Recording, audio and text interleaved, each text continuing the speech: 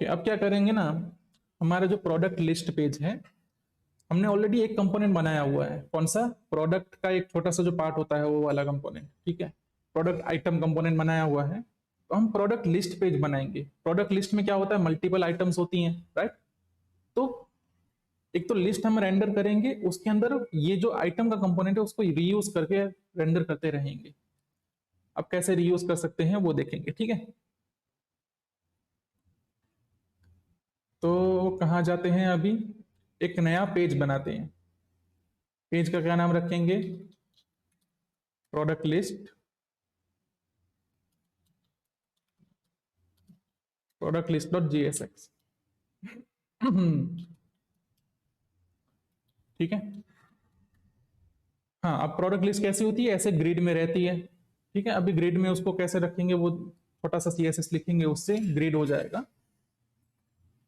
लेकिन ये जो प्रोडक्ट आइटम का कंपोनेंट है वो हमें वहां पे यूज करना होगा। मैं यहाँ पे लिख देता हूँ प्रोडक्ट आइटम। कहाँ गया प्रोडक्ट आइटम? इसमें कुछ स्पेलिंग मिस्टेक है।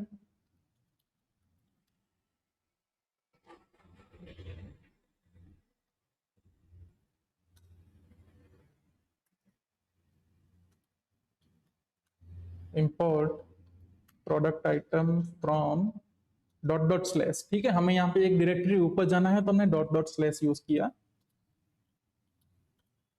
Product item. और प्रोडक्ट आइटम के अंदर हम यहाँ पे प्रोडक्ट आइटम सीधा सीधा रेंडर कर देंगे, ठीक है। मल्टीपल प्रोडक्ट आइटम चाहिए तो मल्टीपल रेंडर करेंगे। प्रोडक्ट लिस्ट वाले पेज पे गए, ये कुछ नहीं दिख रहा, क्यों? क्योंकि हमने ये वाला पेज यहाँ पे मैप नहीं किया अभी तक, ठीक है, इसका राउट नहीं बनाया। और कभी भी ना, जो ये नॉट फाउंड वाला पेज है हमेशा लास्ट में रहेगा, ठीक है, ये ऊपर नहीं रहेगा। अगर ऊपर आएगा तो नीचे वाले राउट टक जाएंगे, ठीक है। प्रोडक्ट लिस्ट को मैं अगर नीचे रख देता हूं ना, तो ये चलो आ गया है तब भी, लेकिन कुछ केस में होता है ऐसा कि मैं नॉट फाउंड आ जाता है। चलो, तो ये बहुत सारे कंपोनेंट आ रहे हैं यहाँ पे।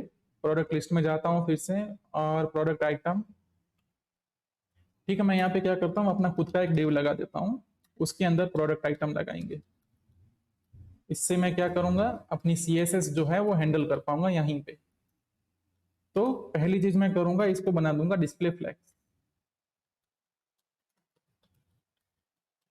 ठीक है। इससे ये बाजू बाजू में आने लगे। अगर ये बहुत सारे होंगे तो ये बहुत ऐसे लंबी लंबी लाइन बनती जाएगी, तो ये ना हो, इसके लिए एक और चीज होती है, flex wrap equal to wrap. तो अब ये नीचे नीचे आने लगेंगे, ठीक है। ये अगर बड़ा हो जाएगा तो इसके हिसाब से आएंगे। अब ये जो मेरे छोटे छोटे डिव हैं, उन पे क्या करना है, मुझे थोड़ी सी स्टाइल यहाँ लगानी है।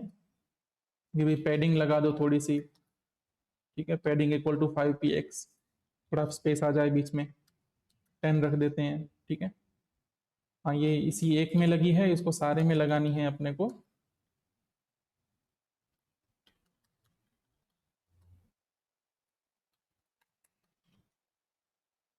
ठीक है, अब ठीक ठाक पैडिंग आ गई है। और फिर से प्रोडक्ट लिस्ट पे ही जाते हैं, ठीक है। अब ये क्या है, सारे प्रोडक्ट एक जैसे दिख रहे हैं, सारे प्रोडक्ट एक हैं, लेकिन होते तो नॉर्मली अलग अलग हैं। अब क्या करेंगे हम, प्रोडक्ट आइटम जो है ना, कंपोनेंट तो सेम ही यूज करना है हमें, ठीक है। हम ऐसा नहीं कर सकते कि कंपोनेंट बदल दे, ठीक है। प्रोडक्ट आइटम 1 के लिए एक कंपोनेंट, मतलब शैम्पू के लिए एक कंपोनेंट और सोप के लिए दूसरा कंपोनेंट, ऐसे मैं नहीं कर सकता, ठीक है। कंपोनेंट तो मुझे रीयूज सेम ही करना है। लेकिन अब हम यहाँ पे यूज करेंगे प्रॉप्स का। जो चीजें इस कंपोनेंट के अंदर डायनामिक हैं वो ऊपर से आएंगी, और जो स्टेटिक है वो उसके अंदर रहेंगी, ठीक है। अब इसमें क्या क्या डायनामिक है, ऊपर का इमेज है ना वो डायनामिक है। फिर ये जो अपना ऑफर है कि नहीं, सिर्फ इतना ही रखेंगे, ठीक है। इज ऑफर अवेलेबल और नॉट, एक बुलियन वेरिएबल बाहर से प्रॉप्स में भेजेंगे। फिर इसकी डिस्क्रिप्शन प्रॉप्स में भेजेंगे, ठीक है।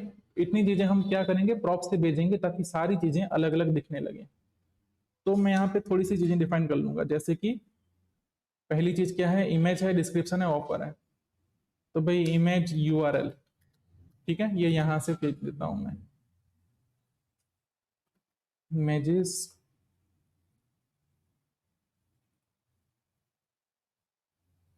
अरे इसका यूआरएल बनने में टाइम लगेगा। कॉपी इमेज एड्रेस, ठीक है, ये इमेज यूआरएल हो गया एक। दूसरा प्रॉप्स क्या है हमारे पास, तो भाई दूसरा है डिस्क्रिप्शन।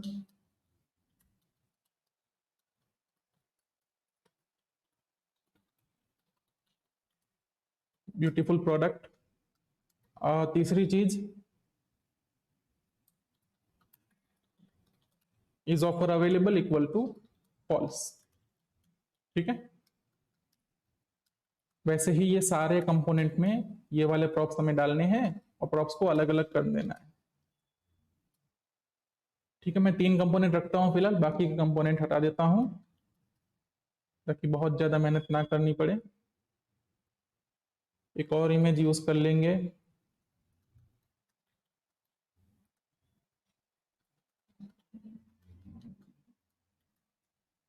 ठीक है। यहाँ पे एक और यूआरएल यूज कर लेंगे।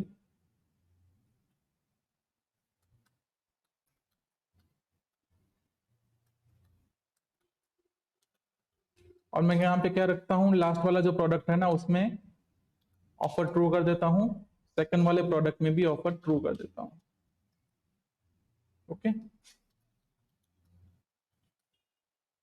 अभी मैंने सबको अलग अलग प्रॉप दे दिए, लेकिन यहाँ पे कोई फर्क पड़ा ही नहीं है क्योंकि अभी तक हमने प्रॉप्स का यूज ही नहीं किया हुआ। उसको यूज करने के लिए प्रोडक्ट आइटम के अंदर जाएंगे। अभी इमेज रेंडर कर रहे हैं जब यहाँ पे, तो उसके अंदर क्या है, सिर्फ इमेज एलिमेंट ही लगाना है ना हमें। तो मैं क्या करता हूँ, इतने छोटे छोटे एलिमेंट्स को अलग अलग करने की जरूरत नहीं होती है, तो मैं इसको सीधा सीधा यहीं पे IMG लगा देता हूँ, ठीक है। और उसका जो SRC है वो क्या होने वाला है, डायनामिक। उसको मैं ले लूंगा प्रॉप्स डॉट इमेज यूआरएल, ठीक है। ऊपर से प्रॉप्स यहाँ मिलता है हमें, और मैंने इमेज लगा दिया, इमेज डॉट मतलब प्रॉप्स में इमेज यूआरएल करके। डिस्क्रिप्शन में क्या लगाया था हमने, सिर्फ H6 लगाया हुआ है, तो मैं यहाँ पे सीधा सीधा H6 लिख दूंगा, ठीक है। और H6 के अंदर क्या रेंडर करेंगे हम, ये जो टैग है ना, टैग के बीच का जो पार्ट होता है उसको बोलते हैं चिल्ड्रन। H6 का जो चिल्ड्रन बनेगा वो होगा प्रॉप्स डॉट डिस्क्रिप्शन। और जो ऑफर वाला पार्ट है, ठीक है, उसको अलग से ही रहने देते हैं। वहां पे ऑफर में हमारे पास क्या ऑफर है, props dot is offer available. अगर ऑफर अवेलेबल है तो ही इसको रेंडर करना है, वहां वरना नहीं करना, ठीक है। अब ये जो मैंने यहाँ पे लिखा है ना, टर्नरी ऑपरेटर का यूज करके ऐसी चीज, जब भी आपको ऐसा करना हो, अगर ये है तो रेंडर करो, या तो ये नहीं है तो रेंडर करो। ये ऐसी कंडीशन हो कि जब कंडीशन ट्रू होती है तो रेंडर करना है और फॉल्स होने पे रेंडर नहीं करना है। जब ऐसा केस हो तो टर्नरी ऑपरेटर का यूज ना करके हम एक छोटा ऑपरेटर यूज कर सकते हैं, $M%, ठीक है। ये वाला पार्ट अगर ट्रू रहेगा लेफ्ट साइड वाला, तो राइट साइड वाला रेंडर होगा, वरना नहीं रेंडर होगा। अभी देखो इमेजेस आ गए, इमेजेस बड़े बड़े दिख रहे हैं। इसको हमें क्या करना पड़ेगा, स्टाइल देंगे, विथ इक्वल टू 200 दे देते हैं, ठीक है। 200 पिक्सल काफी है। और हाइट क्या बोलेंगे, मैक्स हाइट, हाइट भी दे ही देता हूं, ठीक है। Height equal to 300 pixel. क्या हो, 300 ज्यादा हो गया, 150 दे देते हैं, ठीक है।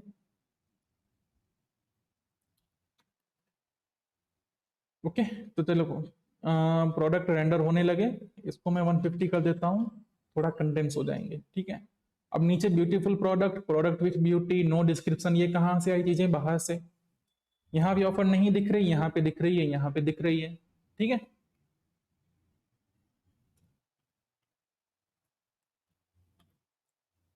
तो इस तरह से प्रॉप्स का यूज करके चीजों को डायनामिक बनाया जाता है।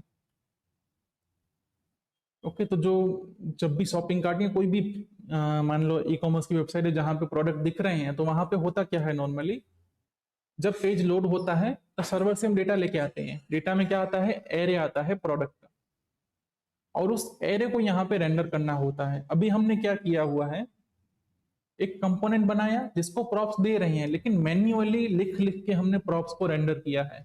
ये क्या चीज हो गई, ये हार्ड कोडिंग है, ठीक है। लेकिन जो एक्चुअल में करना होता है वो क्या होता है, सर्वर से जो डेटा आया उसको रेंडर करना है। तो सर्वर से डेटा आया होगा वो कौन से फॉर्म में होगा, एरे के फॉर्म में। तो मैं यहाँ पे क्या करता हूँ ना, सिंपली फिलहाल हम डेटा का कॉल लगा के डेटा नहीं ला रहे हैं, यहीं पे मैं एक एरे बना देता हूँ, लेट का यूज करूँ, कॉन्स्ट का यूज करूँ, ठीक है, lst product equal to array बनाया, और इस एरे में ये सारी चीजें डाल दूंगा, ठीक है, ये ऑब्जेक्ट डाल देंगे यहाँ पे, जहां इक्वल टू है वहां आएगा सेमीकोलन, सॉरी कॉलन, और यहाँ कॉमा आएगा, कॉमा आएगा, और फॉल्स इस तरह से लिखा जाए, ठीक है।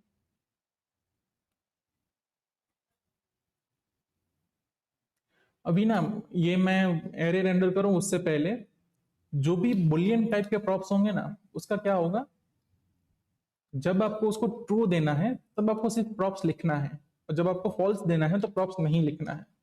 आप उसको ट्रू फॉल्स असाइन कर सकते हो, दैट्स ओके, लेकिन अगर आप सिर्फ इतना लिखते हो ना, इज ऑफर अवेलेबल, इसका मतलब वहां ट्रू जाएगा, अगर आप नहीं लिखते हो तो फॉल्स जाएगा। तो मैं उसको ट्रू फॉल्स असाइन करूं या ना करूं, मतलब असाइन करूं या तो फिर ना लिखूं, दोनों तरह से काम कर सकते हैं। जो बुलियन प्रॉप्स हैं वो इस तरह से काम कर सकते हैं, बाकी किसी डेटा टाइप में ये नहीं होता, सिर्फ बुलियन के लिए ये अवेलेबल है। ठीक है, अब मैं एरे बना दूंगा, एरे में तीनों चीजें रख दूंगा, अपने प्रोडक्ट,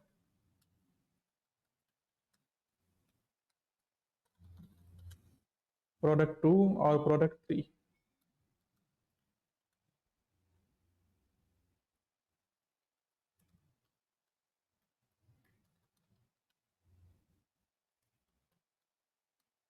ठीक है, ऑफर अवेलेबल ट्रू फॉल्स, पहले बीच वाले को ट्रू करते हैं, बाकी दोनों वाले फॉल्स रहने देते हैं, ठीक है।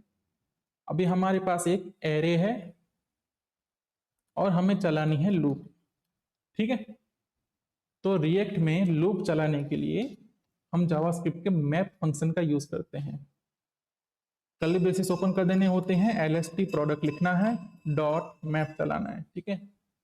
मैप क्या करता है, एक कॉलबैक लेता है आर्ग्यूमेंट में, हमने उसको कॉलबैक दे दिया, इसको जो रिटर्न करना है वो होना है JSX, ठीक है। इसको JSX रिटर्न करना है, और वो कौन सा JSX होगा, जो कि पर्टिकुलर लूप की एक आइटम होगी ना, वो JSX हम यहां से रिटर्न करेंगे, ठीक है। LST प्रोडक्ट पे लूप घुमा रहे हैं, लूप के अंदर हमने ये जो अपना डिव था या जो भी चीज हमें रिपीट करनी है वो मैप के अंदर रिटर्न स्टेटमेंट के साथ लिख दी। मैप के अंदर जो रिटर्न स्टेटमेंट है उसके पहले आर्ग्यूमेंट में मिलेगा अपने को आइटम, ठीक है।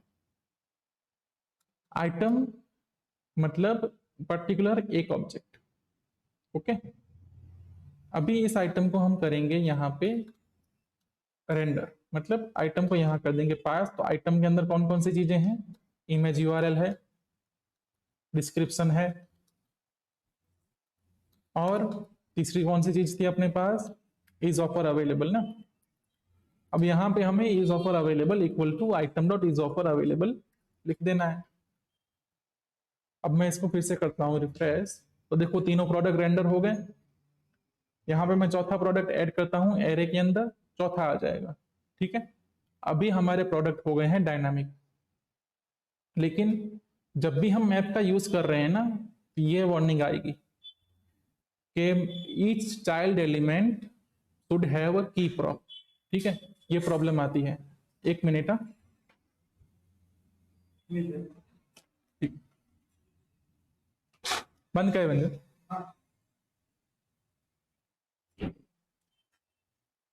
चलिए हम कहाँ पहुंचे थे, हाँ ठीक है, ये वार्निंग आती है भाई, सारे जो चाइल्ड हैं उनको क्या होना चाहिए, यूनिक की का प्रॉप मिलना चाहिए। वो किसकी बात कर रहे हैं, वो इसकी बात कर रहे हैं।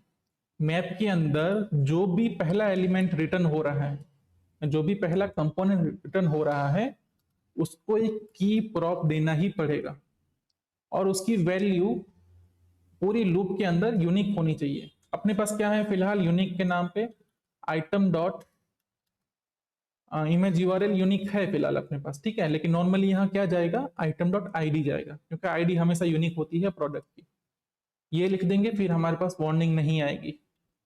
ये की प्रॉप देना जरूरी है जब भी मैप यूज कर रहे हैं, ठीक है। बिना की प्रॉप के मैप नहीं यूज करते।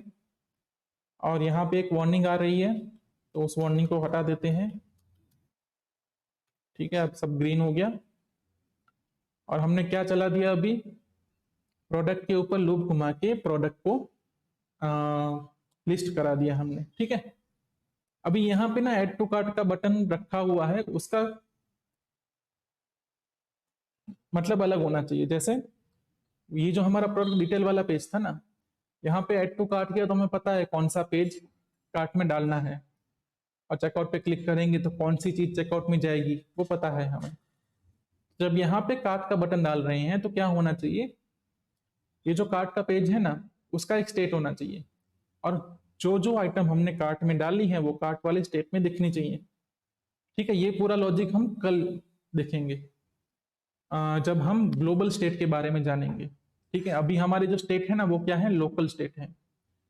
तो इसका मतलब क्या हुआ कि ये जो कंपोनेंट है, ठीक है, 3 बार रेंडर हुआ है ये कंपोनेंट, तो उसके अंदर 3 बार यूज स्टेट हुआ है और 3 बार एड टू कार्ट वाले जो भी लॉजिक है ये 3 बार हैं, तो ये वैल्यू 3 एग्जिस्ट करती है। ठीक है, तो वैसे ही कोई भी और कंपोनेंट में जहां पे भी हम यूज स्टेट का यूज करेंगे उसका स्टेट लोकल होगा उस पर्टिकुलर कंपोनेंट के, उस कंपोनेंट का स्टेट दूसरा कंपोनेंट एक्सेस नहीं कर पाएगा।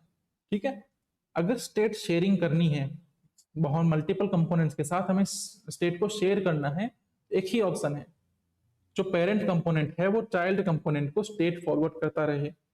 ठीक है, अगर ये होता है तो स्टेट शेयर होगा, वरना एक कंपोनेंट का स्टेट दूसरा कंपोनेंट नहीं एक्सेस कर सकता। पेरेंट अगर चाहे तो चाइल्ड को प्रॉप्स के अंदर अपना स्टेट दे सकता है और इस तरह से चाइल्ड उसका स्टेट हैंडल कर सकता है, लेकिन ये करने में प्रॉब्लम क्या आती है, हमारे पास बहुत सारे कंपोनेंट है, बहुत सारे पेरेंट बन जाते हैं, बहुत सारे चाइल्ड बन जाते हैं।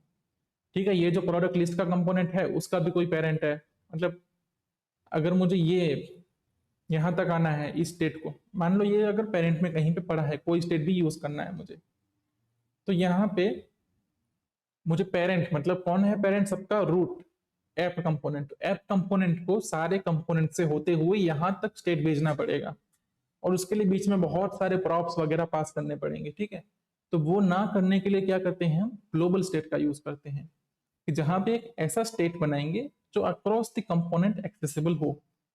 वो करने के लिए बहुत सारी लाइब्रेरीज अवेलेबल हैं, और रिएक्ट का खुद का एक कंपोनेंट भी अवेलेबल है जिसका यूज करके ग्लोबल स्टेट बन सकता है। ठीक है, तो अभी आज की आपकी एक्सरसाइज ये होने वाली है कि बनाना है आपको ऐसा ई कॉमर्स वेबसाइट। ठीक है, और मैंने जैसा बनाया है ना उससे थोड़ा अच्छा CSS लिख के बनाना है। ठीक है, थोड़ा सा वो CSS टाइप का दिखे, मान लो फ्लिपकार्ट जैसा बना सकते हैं। ठीक है, ऊपर सर्च का ऐसे सिर्फ इनपुट डाल देना, उसका यूज कभी बाद में कर लेंगे। तो कुछ इस तरह का मेन्यू बनाना है ऊपर, और नीचे प्रोडक्ट की जो लिस्ट आती है, ये क्या है, लिस्ट वाली लिस्ट है ना, लिस्ट तो चलो अमेजोन में जैसी लिस्ट थी ना वैसी लिस्ट सही है।